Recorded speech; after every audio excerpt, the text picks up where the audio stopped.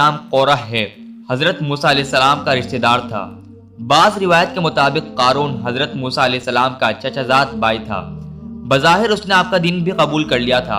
वो नमाज पढ़ता, तौरात पढ़ता, लेकिन रियाकार और कमजोर अकीदे का इंसान था। मुकम्मल ईमान नहीं रखता था। चाहता था कि लोग उससे खुशफहमी रखें ताकि उन्हें फरेब दे सके। कारून फसलों को पेशगी सस्ता खरीद लेता और बाद में उन्हें महंगे दामों पर फरोख्त करता था। मामलात में कम तोलता, धोखा और बेइंसाफी करता, सूद खाता और जितना हो सकता था लोगों पर जुल्म किया करता। उसी किस्म के कामों से बहुत ज्यादा दौलत इकट्ठी कर ली थी और से हर चीज से ज्यादा अजीज रखता था। कारून खुदा परस्त ना था बल्कि दौलत परस्त था। अपनी दौलत ऐशो इशरत में खर्च करता था। उसने बहुत उम्दा महल बनाया और उनके दरो दीवार को सोने और मुख्तलिफ किस्म के जवाहरात से मुज़य्यन किया। हत्ता कि अपने घोड़ों और ऊँटों को सोने और जवाहरात से मुज़य्यन किया। कारून के पास सैकड़ों गुलाम और कनीज़ें थी। वो उनके साथ बुरा सलूक करता और उन्हें मजबूर करता कि उसके सामने जमीन पर गिर पड़े और उसके पाँव को बोसा दे। बाज़ अक्लमंद मोमिन उसे नसीहत करते और कहते कि कारून, ये तमाम बाग और सरवत किस लिए, ये सब दौलत और माल किस लिए जखीरा कर रखा है? क्यों लोगों पर इतना जुल्म ढाते हो? खुदा को क्या जवाब दोगे? लोगों का हक क्यों पामाल करते हो? गरीबों और नादारों की क्यों मदद नहीं करते? नेक कामों में क्यों कदम नहीं बढ़ाते? कारून गुरूर और तकब्बुर में जवाब देता कि किसी को इन बातों का हक नहीं पहुंचता कि मैं अपनी दौलत कैसे खर्च करता हूँ। मोमिन उसे वाज करते और कहते कि इतनी बड़ी दौलत हलाल से इकट्ठी नहीं होती। अगर तूने नाइंसाफी ना की होती और सूद ना खाया होता तो इतना बड़ा सरमाया ना रखता, बल्कि तू भी दूसरों की तरह होता और उनसे कोई खास फर्क ना रखता। कारून जवाब में कहता, नहीं, मैं दूसरों की तरह नहीं, मैं चालाक और मेहनती हूँ। मैंने काम किया है और दौलतमंद हुआ हूँ। दूसरे भी जाएं, काम करें, जहमत उठाएं ताकि वो भी दौलतमंद हो जाएं। मैं किस लिए गरीबों की मदद करूं? लेकिन मोमिन उसकी रहनुमाई के लिए फिर भी कहते कि तुम लोगों के हुकूक अदा नहीं करते जब ही इतने दौलतमंद हुए हो। अगर तुम मजदूरों का हक अदा करते तो इतने सरवतमंद ना होते और वो इतने फकीर और खाली हाथ ना होते। अब भी अगर चाहते हो कि सआदतमंद और आकिबत बेखैर हो जाओ तो अपनी दौलत को मखलूक खुदा की आसाइश और तरक्की में खर्च करो। दौलत का अंबार लगा लेना अच्छा नहीं। दौलत को उन रास्तों में कि जिसे खुदा पसंद करता है खर्च करो।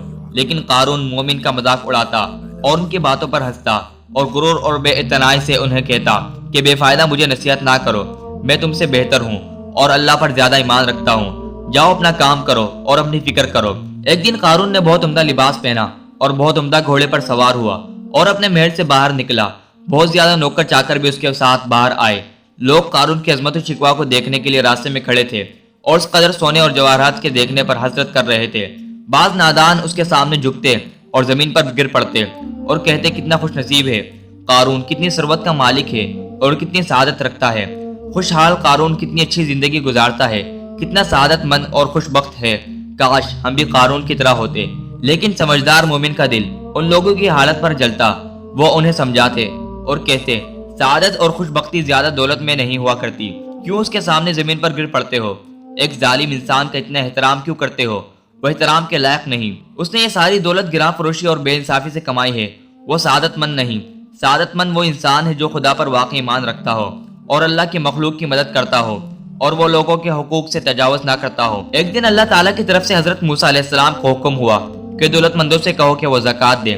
हजरत मूसा अलैहिस्सलाम ने अल्लाह का हुक्म दौलतमंदों को सुनाया और कारून को भी इत्तला दी कि दूसरों की तरह अपनी माल की ज़कात दे। उससे कारून बहुत नाराज हुआ और सख्त लहजे में हजरत मूसा अलैहिस्सलाम से कहा, ज़कात क्या है? किस दलील से अपनी दौलत दूसरों को दूं? वो भी जाएं और काम करे और मेहनत करे ताकि दौलत कमाएं। हजरत मूसा अलैहिस्सलाम ने फरमाया, ज़कात यानी इतनी बड़ी दौलत का एक हिस्सा गरीबों और नादारों को दे ताकि वो भी जिंदगी गुजार सकें। क्योंकि तुम शहर में रहते हो और मुआशरे के फर्द हो और उनकी मदद से इतनी कसीर दौलत इकट्ठी की है। अगर वो तेरी मदद ना करते तो तू हरगिज इतनी दौलत नहीं कमा सकता था। मसलन अगर तू बयाबान के वसत में तन्हा जिंदगी बसर करता तो हरगिज इतना बड़ा महल ना बना सकता और बाग आबाद ना कर सकता।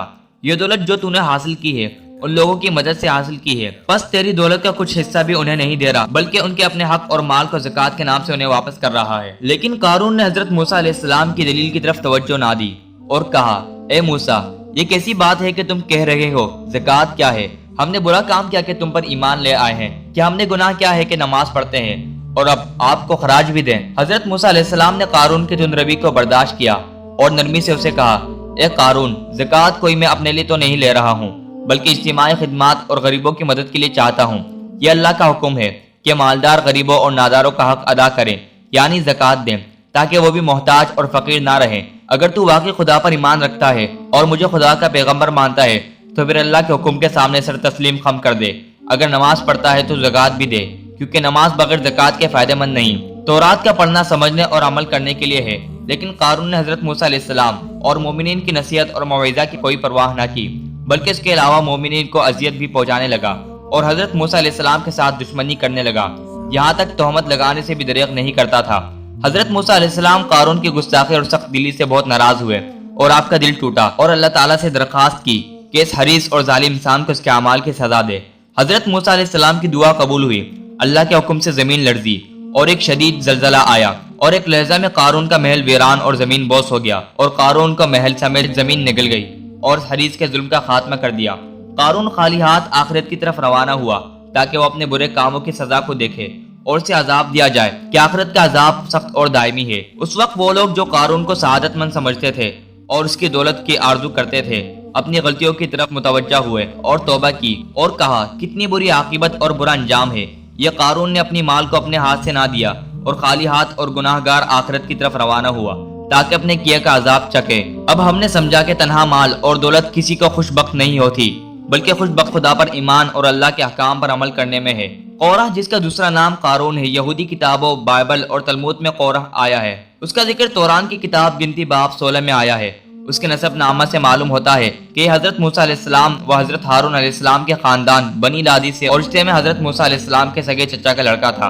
اس کو حضرت موسیٰ علیہ السلام و حضرت ہارون کی امامت و سیادت کا بڑا حسد تھا۔ اس وجہ سے اس نے یہ نعرہ بلند کیا کہ خاندان کے تمام آدمی یکساں مقدس اور دیندار ہیں، تو حضرت موسیٰ علیہ السلام اور حضرت ہارون علیہ السلام ہی کو کیا ایسے سرخاب کے پر لگے ہوئے ہیں کہ وہ قوم کی امامت و پیشوائی کرے، دوسروں کو یہ حق کیوں حاصل نہیں؟ چنانچہ وہ خاندان کے کچھ لوگوں کو ملا کر حضرت موسیٰ علیہ السلام کے خلاف بغاوت کے لیے اٹھ کھڑا ہوا۔ تورات کے الفاظ: اور قورہ بن ازہار بن قہات بن لادی نے بنی روبن میں سے الیاب کے بیٹوں داتن اور ابیرام اور پلت کے بیٹے اوردن کے ساتھ مل کر اور آدمیوں کو ساتھ لیا، اور وہ اور بنی اسرائیل میں سے 250 اور اشخاص جو جماعت کے سردار اور چیدہ اور مشہور آدمی تھے حضرت موسیٰ علیہ السلام کے مقابل اٹھے، اور وہ حضرت موسیٰ علیہ السلام اور حضرت ہارون علیہ السلام کے خلاف اکٹھے ہو کر کہنے لگے تمہارے بڑے دعوے ہو چلے، کیونکہ جماعت کا ایک آدمی مقدس ہے اور خداوند کے بیچ رہتا ہے، سو تم اپنے آپ کو خداوند کی جماعت سے بڑا کیوں کر ٹھہرا رہے ہو؟